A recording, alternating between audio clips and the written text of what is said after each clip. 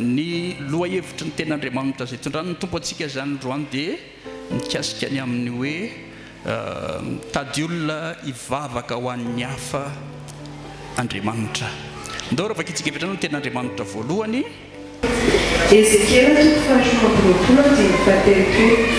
ary mitady olona teo aminy aho hanao manda sy hijanona eo amin'ny banka eo anatrehako ny fola ho an'ny tany mba tsy handravako azy hazo tsy nahita. Ny teboka voalohany hitantsika eo amin'ny tenin'Andriamanitra io dia ny olona tadiavin'Andriamanitra zany dia ny olona hanao ny manda hitsangana eo anatrehany ary hifona ho an'ny tany.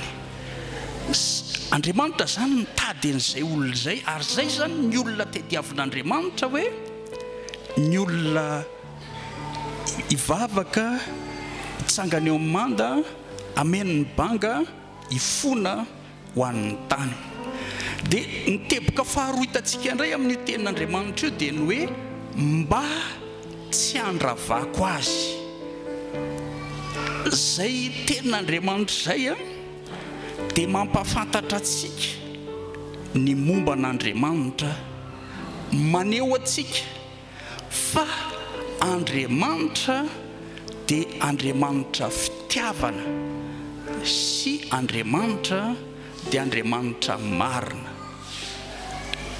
Le hoe mba tsy handravako azy dia eo zany no ahafantarantsika fa ny Andriamanitsika dia voalohany aloha fitiavana izy, fitiavan'Andriamanitra, fa faharoa koa nefany marina izy ka manameloka. Fitiavana izy aloha dia te hamonjy foana izy amin'ny mahafitiavana azy.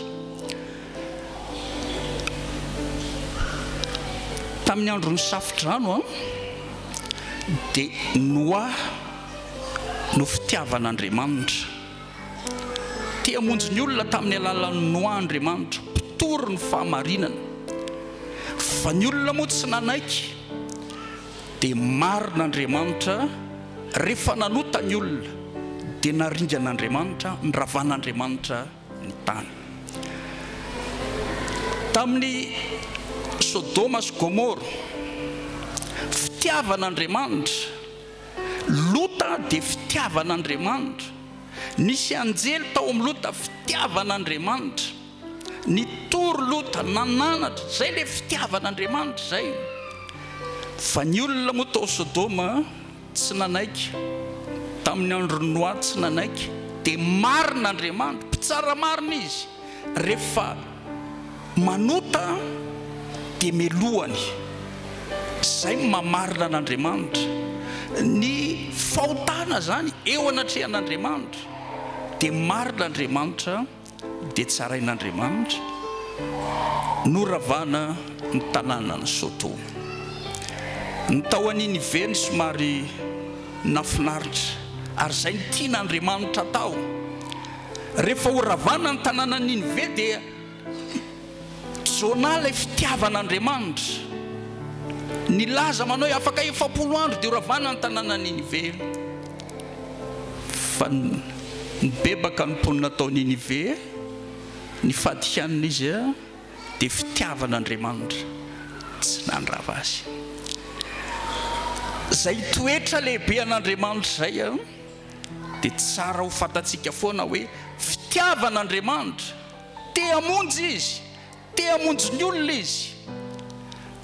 Tsika fiangonana nge dia aoko ho fantatritsika fa tsika dia fitiavan'Andriamanitra ny olona.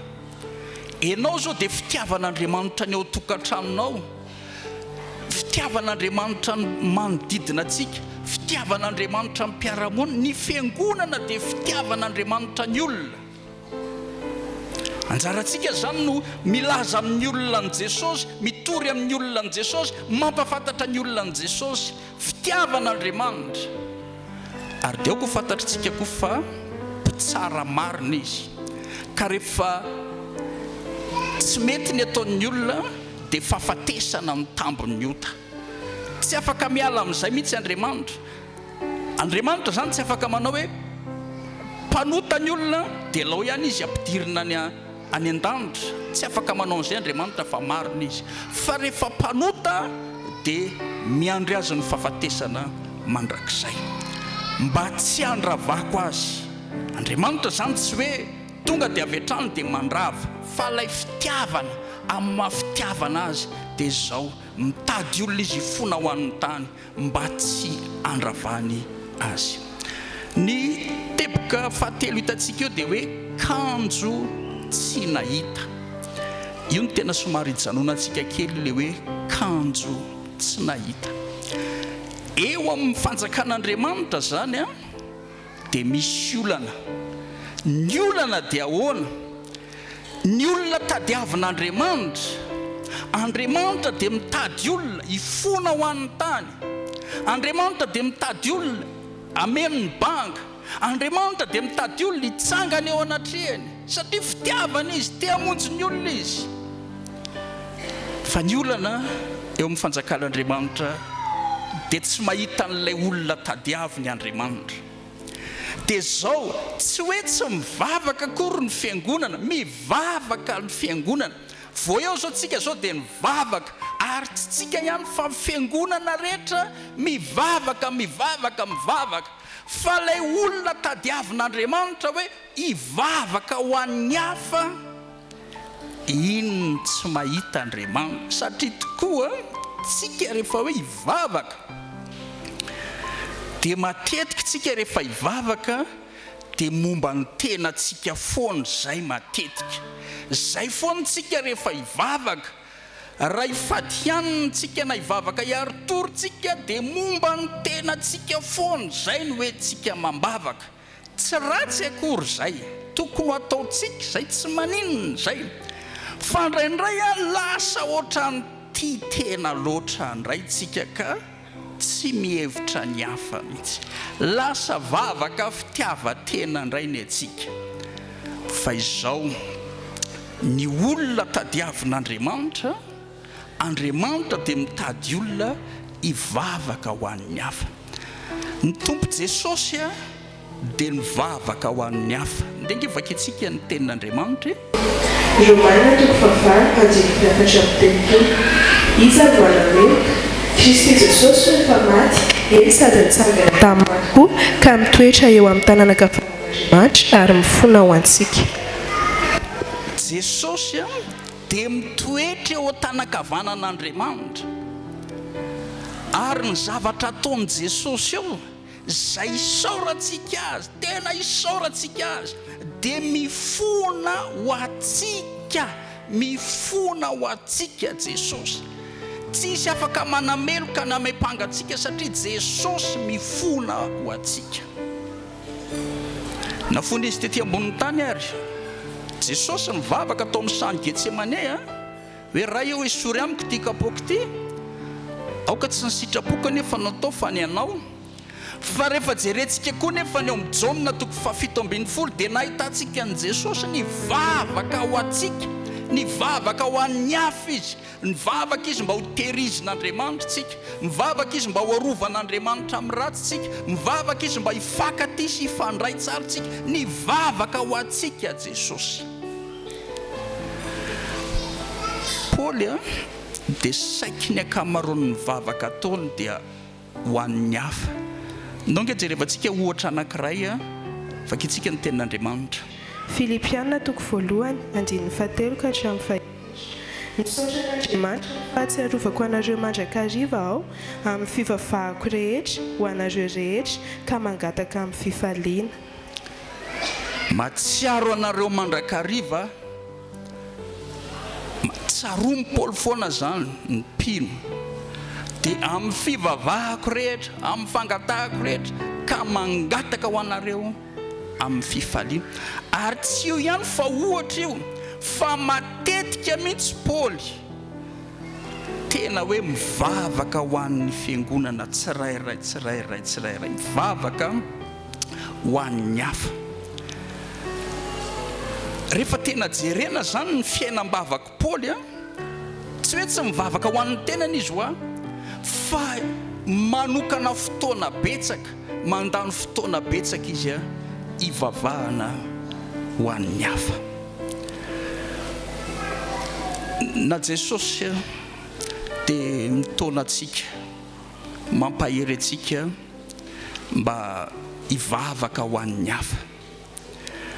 Ndengevaka itsika ny ten'Andriamanitra anankiroa avy hatrany aza ahitantsika ny ten'Andriamanitra mampahery antsika hivavaka ho an'ny hafa.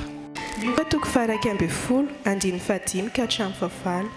Ary hoy Jesosy taminy, iza moa aminareo no manana sakaiza izay ankeo aminy mamantonalina ka anao aminy hoe, ry sakaiza ampisambory mofo 3 aho, fa ny sakaizako nandeha tamin'ny nalehany dia tonga atsy amiko ka tsy misy izay ahafahako azy. Ary ilay ao an-trano kosa hamaly ka anao hoe, aza manahirana fa efa mihidy ny varavarana izao, ary ny zanako mandry eto am-pandriana eto amiko tsy afaka hifoha hanome anao aho. Hoy izao aminareo, na dia tsy hiainga hanome azy noho ny fisakaizana aza izy, dia hifoha ihany izy noho ny fitarainany fatratra ka hanome azy izay ilainy. Timoty 1:2-2 ka hatramin'ny 2. Koa mananatra voalohany indrindra aho mba atao izay fangatahana, fivavahana, fifonana, fisaorana ho an'ny olona rehetra, ho an'ny mpanjaka, mba amin'izay rehetra manana fahefana, mba hiainantsika miadana sy mandry feizay amin'ny toe-panaraka an'Andriamanitra sy ny fahamotinana rehetra. Rehefa nampianatra antsika hivavaka Jesosy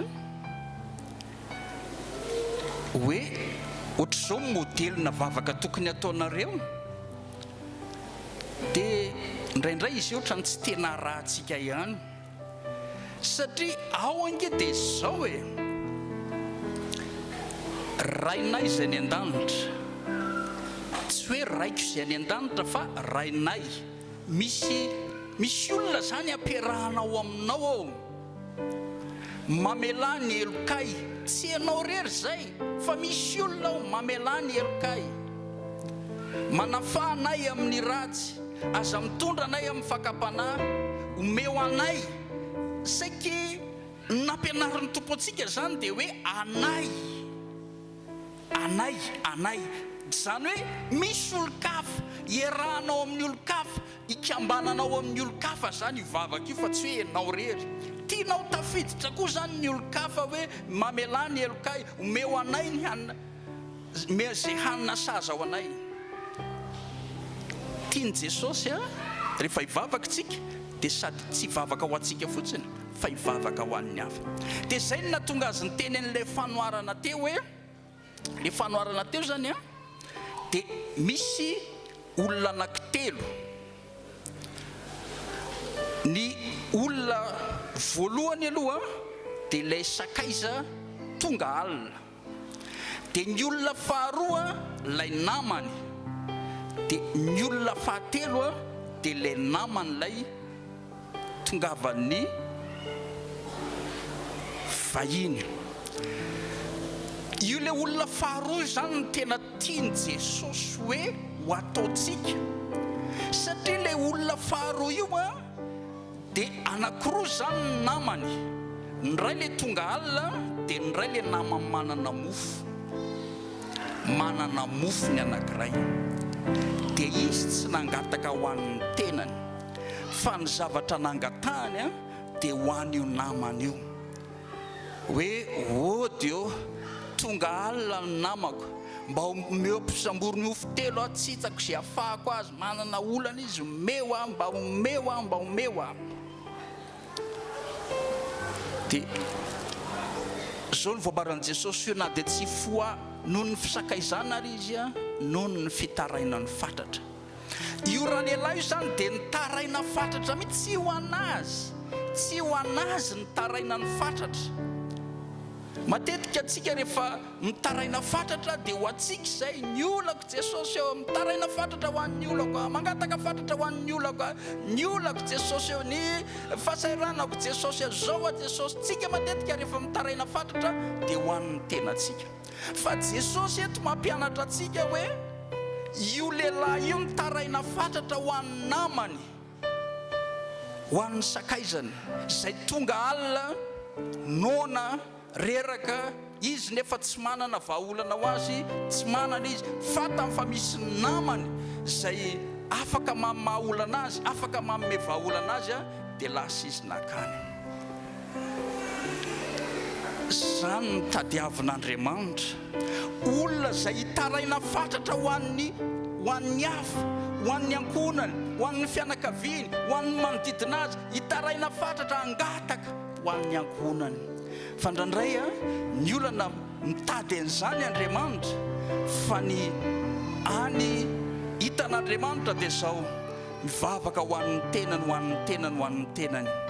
Tsy ratsy akory zany ho ahy, za tsy miteny hoe ratsy zany, fa izao tsarovo ny hafa. Aoka tsika hitaraina fatratra ho an'ny hafa, aoka tsika angataka ho an'ny hafa, fa zay ny sitrapon'Andriamanitra. Paoly teo dia nampahery antsika eo amin'ny Timoteo hoe tena mangataka anareo mihitsy mba hatao zay fangatahana, fivavahana, fifonana ho an'ny olona rehetra, ho an'ny olona rehetra, ho an'ny mpanjaka zay mety manam-pahefana. Tena mampirihika antsika mihitsy zany ny ten'Andriamanitra hivavaka ho an'ny olona rehetra tsika, ho an'ny manam-pahefana tsika, mba hiainantsika malalaka, mandry fehizay. Zany no ankasitrahan'Andriamanitra, ary zany ny olona tadiavin'Andriamanitra dia ny olona mivavaka ho an'ny hafa. Indraindray dia haitsika tsara mihitsy le hoe Joba dia nitahian'Andriamanitra tao ambadiky ilay fifonana sy vavaka izay nataony ho an'ireo namany. Fa ndraindray izay dia mipetraka hoe mampahery antsika fotsiny, fa tsy tena ampiarintsika fiangonana zay, fa matoa nefa tadiavin'Andriamanitra dia Andriamanitra ho ahy dia fitiavana. Tsy te handringana ny olona zany Andriamanitra, fa te hiala nenina, te hamonjy ny olona Andriamanitra satria tia ny olona. Tian'Andriamanitra dia ny hamonjy ny olona satria tia ny olona. Tsy te handringana ny olona Andriamanitra, tsy tian'Andriamanitra ny olona ho any amin'ny fahaverezana, tsy tian'Andriamanitra ny olona, fa tian'Andriamanitra ho vonjena ny olona. Ka zay indrindra mahatonga an'Andriamanitra hoe mitady olona ifona izy, mitady olona ifona, mitady olona ifona, mitady olona hivavaka ho an'ny hafa, mitady olona hivavaka ho an'ny hafa. Ry havana zay manatrika eto amin'ny toerana ity, raha ohatra ve zao Andriamanitra mitady olona hivavaka ho an'ny hafa, dia mahita ve izy eto amin'ny mpinotonosy be sa tsy mahita? Raha tsy mahita dia ndaotsika mba hiova amin'ity anio ty. Ato anaty baiboly eto misy lehilahy anankiray izay alaitsika rehetra tahaka ary tiatsika ho hita. Ndongevaka itsika ny ten'Andriamanitra. Kolosianina toko faefatra andiny faharoa ambin'ny folo. Kolosianina toko faefatra andiny faharoa ambin'ny folo. Manao velomanareo Epafra, ilay anankiray avy aminareo sady mpanompon'i Kristy Jesosy, ary mikely aina mandrakariva mifangatahana ho anareo mba hitoeranareo marina ka atoko tsara amin'izay rehetra mety ho sitrapon'Andriamanitra. Nasongadin'i Paoly mihitsy hoe manao velomanareo Epafra. Io Epafra io dia mpino avy eo aminareo. Dia inona no nandresy lahatra amin'ny Paoly ka natonga amin'ny Paoly ny teny taminy io Epafra io ke dia zao hoe io dia mikely aina io amin'ny fangatahana ho anareo, mba hitoeranareo. Io lehilahy antsoina Epafra izy dia nafantatra tsara mihitsy ny sitrapon'Andriamanitra, hoe ny sitrapon'Andriamanitra dia za hivavaka ho an'ny hafa. Mety nanana olana Epafra, mety nanana ady izy, mety nanana zavatra nanahirana azy izy, fa ny zavatra navesatra tao am-pony ary ny zavatra nataony, nivavaka ho an'ny hafa izy, nivavaka ho an'ny hafa izy, nivavaka ho an'ny mpino izy, nitondra-bavaka ny mpino izy. Ary za dia mino ry havana zay manatrika eto amin'ny toerana ity, fa amin'ny fomba maro angeny ao fahatsika mikatsaka ny fanjakan'Andriamanitra sy ny famarinany dia anampin'Andriamanitra atsika ny zavatra rehetra. Tena mampahery anao androany ary mampahery antsika hoe raha ohatra tsika ka mikatsaka ny fanjakan'Andriamanitra amin'ny alalan'ny fivavahantsika ho an'ny hafa, amin'ny fitondrantsika mbavaka amin'ny hafa, dia anampin'Andriamanitra atsika ny zavatra rehetra. Ka ndao arytsika mba raha ohatra ka hitady olona Andriamanitra dia ahita Andriamanitra, satria misy olona eto izay manomboka izao dia anova ny fomba fivavahany. Tsika ho tsy hoe tsy mivavaka tsika ho an'ny tenantsika, tsy manohatra an'izany koa Andriamanitra. Tiana Andriamanitra mihitsy zany, fa misy olona tena tadiavin'Andriamanitra manokana mihitsy satria fitiavana izy. Marina nefa izy, fitiavana izy, tia hamonjy ny olona izy, tia novonjena ny ankonantsika, tia novonjena ny fianakaviantsika amin'ny mafitiavana azy, tia novonjena ny mpiaramonina amintsika, tia novonjentsika. Fa izao marina nefa izy, ka la mbola mitoetra amin'ny fahotany ireo olona ireo, dia ho ringana mandrakizay any amin'ny farimin'ny trafo solofary ireo, ho very mandrakizay any amin'ny farimin'ny trafo solofary ireo ankonantsika ireo. Tiana Andriamanitra hovonjena, fitiavana izy, marina nefa izy ka raha mitoetra amin'ny fahotany ireo, dia tsy hitan'Andriamanitra azy atao fa ho ringana mandrakizay any amin'ny farimin'ny trafo solofary. Ndaotsika mba ho alamintsika tahaka ny mino fa ny amin'ny Daniel dia nalamin'ny fandaharam-potoanany rehefa mivavaka. Daniel na Davida dia intelo isan'andro izy no mivavaka. Mino fa maraina zay, dia mino koa fa atoandro zay, dia mino fa hariva zay. Zava-dehibe ry mpino eto nosy be raha mba hanapa-kevitra tsika amin'ity n'ioty akatahaka ny Daniel sy ry Davida.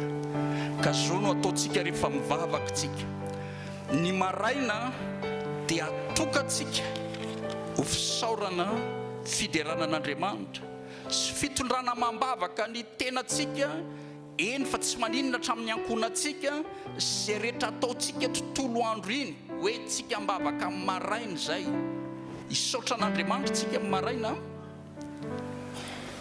ametraka eo am-pelantanan'Andriamanitra tsika amin'ny maraina, hitondra mambavaka tsika amin'ny maraina, hivavaka ho an'ny ankonantsika tsika amin'ny maraina.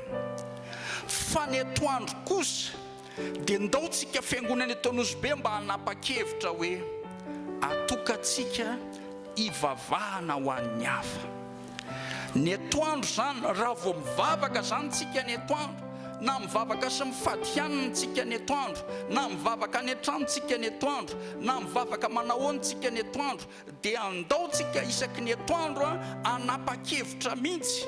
Tsy maninona na 3 minitra na 2 minitra na 5 minitra zay anananao, fa mivavaha ho an'ny hafa, manokana fotoana hivavahana ho an'ny hafa. Raha mbola tsy pino ny fianakavianao, mifina ho an'izy ireo, mifina ho eto mambavaka izy ireo. Andao tsika hivavaka, hifona ho an'ny ankonantsika, fa tian'Andriamanitra vonjeny ireo. Fa marina nefa Andriamanitra ka ho ringan'ireo raha ohatra ka tsy miala amin'ny ratsy fanaona. Ny atoandro zany dia natokantsika, mino fa betsaka amintsika eto mbola tsy pino ny ankonany. Andao tsika nokana fotoana hifonana ho an'ireny, angataka amin'Andriamanitra mba hamonjy azy ireny, angataka amin'ny fanahy masina kasika azy ireny. Mino fa betraka amintsika reto mbola tsy pino ny fianakaviany. Andao tsika ny atoandro hanokana fotoana hifonana ho an'ny fianakaviantsika. Manodidina atsika betsaka ne mbola tsy pino eto Nosy-be. Tian'Andriamanitra vonjena nefa izy ireny, fa mitady olona Andriamanitra hifona ho azy ireny, mitady olona Andriamanitra hifona ho azy ireny. Ndao tsika hitsangana karaha mitady Andriamanitra dia hitanao izy, hoe nahitandranina io izy fa mifona ho an'ny tanànanao Nosy-be. Ny atoandro zany zay, ny hariva indray tsika dia natokantsika hisaorana an'Andriamanitra sy hametrahantsika ny alina eo am-pelantanan'Andriamanitra. Ny tompo anentantsika tsirairay avy, mila Epafra zao fiangonana zao, mila Epafra zao firenentsika zao, mila olona hivavaka ho an'ny hafa. Ndao mba hialantsika amin'izay le fitiavatena, lasa tia tena loatritsika ka tsy mahafantatra fa tsy ny atsika, tsy ratsy akory zay tsinjo atsika izay. Fa ndao mba hanao zay sitrapon'Andriamanitra sy akasitran'Andriamanitra hivavaka ho an'ny hafa isika. Faranako ny tenin'Andriamanitra, raha veriko fitinina dia izao. Teboka 3 no hitatsika tao amin'ilay tenin'Andriamanitra tao amin'ny Ezekela iny. voalohany a misy olona tadiavin'Andriamanitra dia ny olona ifona. Teboka faharoa manambara iny ary mahafantatra antsika fa fitiavan'Andriamanitra fa marina koa nefany. Ndraindray tokoa mantsy misy olona zao nataony Andriamanitra ve dia andefa ny olona any amin'ny fariafo solofary zany, Andriamanitra ve dia azaka an'izany hoe hijaly mandrakizay zany ny olona. Tena tsy tiany tokoa zany ary tsy sitrany. Fitiavana izy, tsy tiany ho an'ny olona, fa marina izy, mpitsara marina izy, ka rehefa meloka dia mandray ny vokatra izay fanamelohana izay. Teboka fahatelontsika teo dia zao hoe tsy nahita, satria mipino rehefa hivavaka dia matetika ho an'ny tenany. Ndao mba hiovitsika amin'ity anio ity, ka raha hivavaka tsika dia izao asiantsika fotoana hivavahana ho an'ny tenantsika, fa omentsika fotoana koa hivavahana ho an'ny hafa, hitondrantsika mambavaka ny hafa. Tena ho apetrakitsika mihitsy izay hoe hivavaka ho an'ny hafa, hivavaka ho an'ny ankonako, hivavaka ho an'ny fianakaviako, hivavaka ho an'ny manodidina.